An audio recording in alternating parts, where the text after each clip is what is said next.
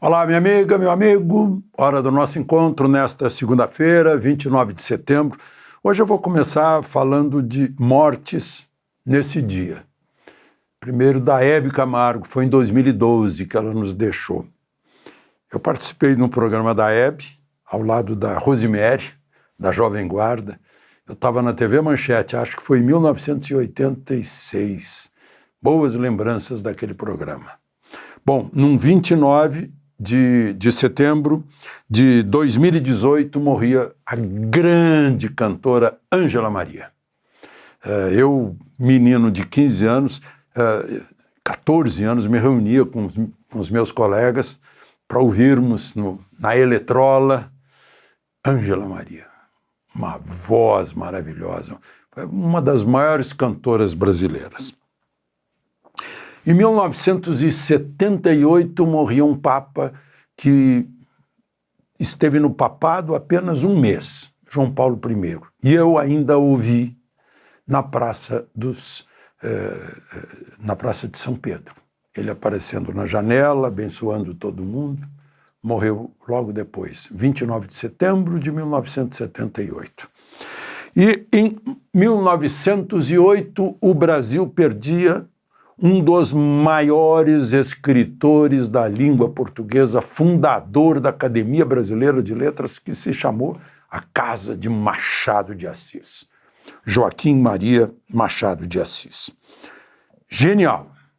Filho de um negro e uma portuguesa, nascido no Morro do Livramento, numa favela, e morreu no Cosme Velho, conhecido como gênio da literatura brasileira.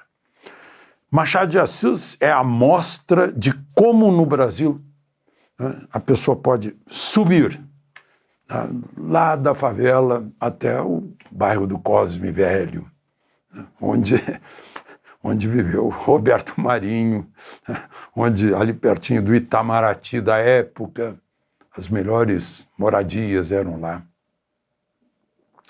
Machado de Assis, humilde, nunca teve faculdade, nem o ensino público ele terminou, um autodidata, né?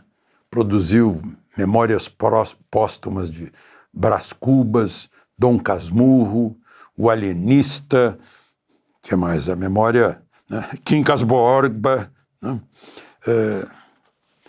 E hoje é considerado assim, na língua portuguesa atual, essa de Queiroz em Portugal e Machado de Assis aqui no Brasil. Ele é uma referência da língua portuguesa.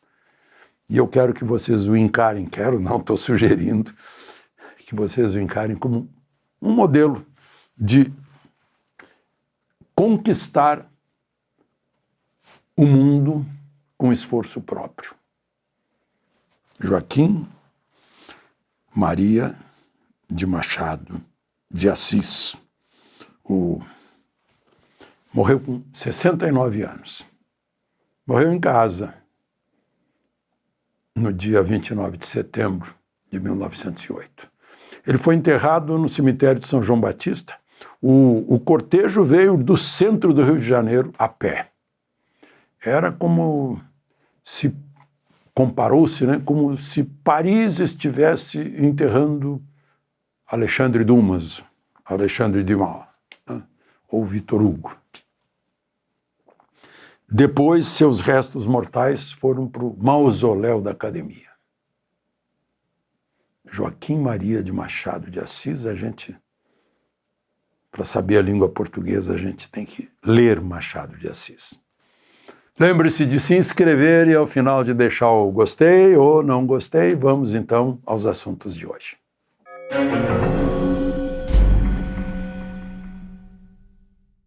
Primeira notícia de hoje, eu estranhei.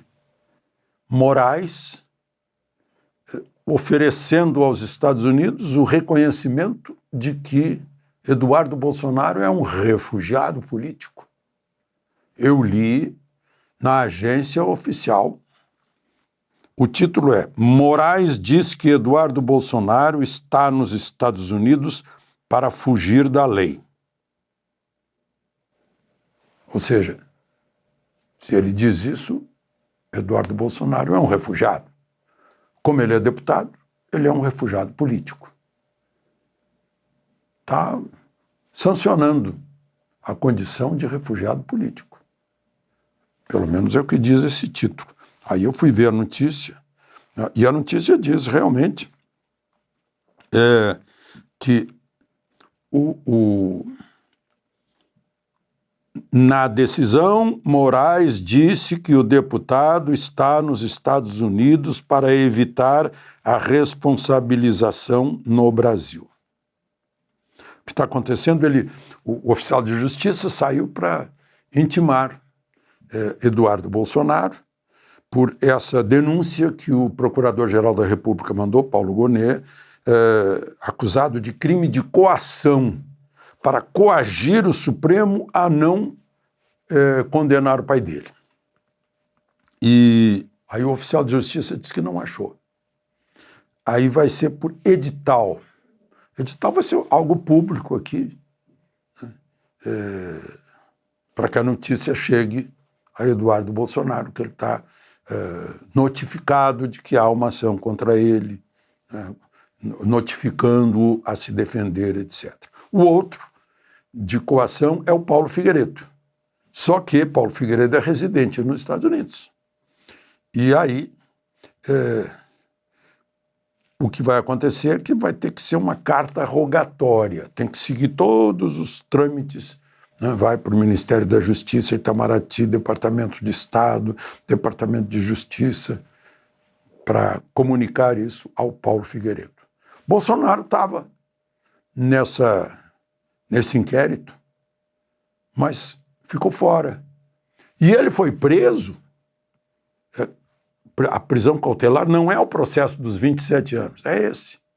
A defesa de Bolsonaro, eu já falei aqui, está dizendo, olha, se ele ficou fora, então está derrogada a prisão. Bolsonaro recebeu hoje uma visita de 3 horas do governador Tarcísio, dos filhos senador Flávio e vereador por Camboriú, né? Balneário Camboriú, o Jair. Né? Outra questão, né?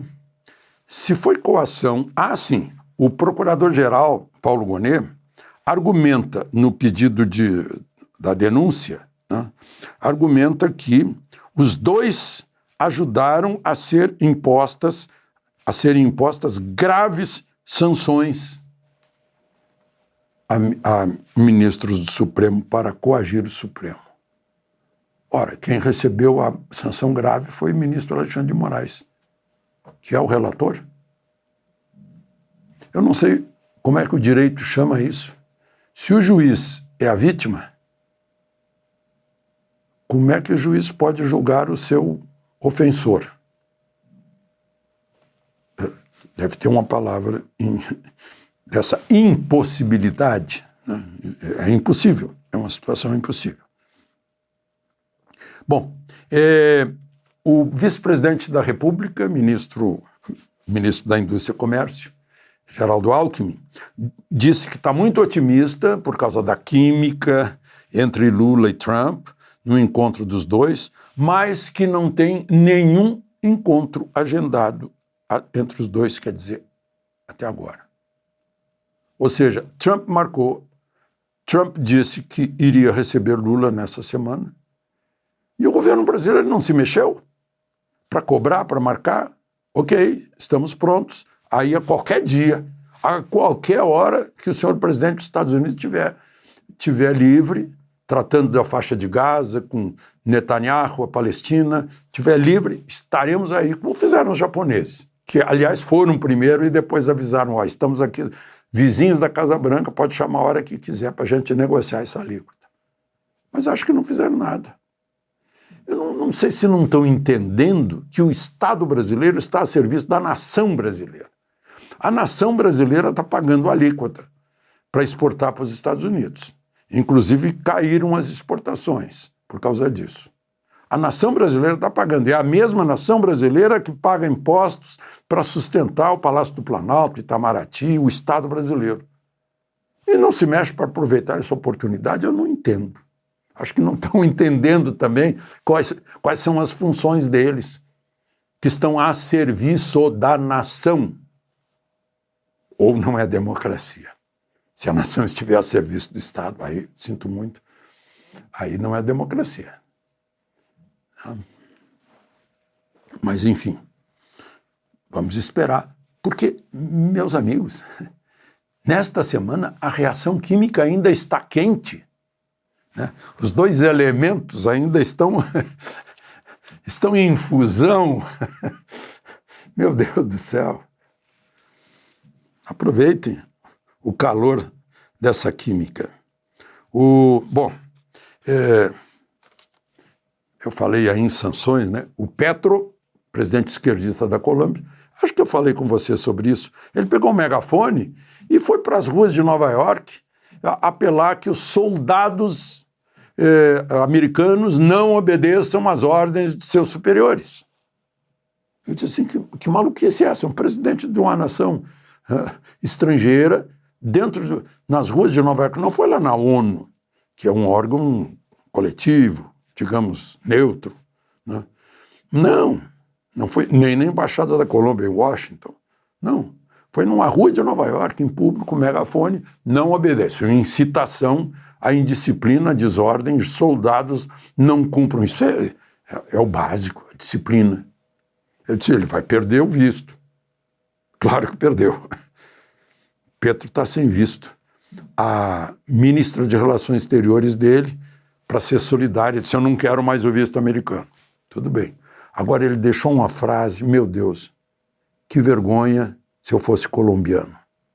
Ele disse assim, não me importa perder o visto americano, eu tenho cidadania europeia. Cruzes. De Brasília, Alexandre Garcia.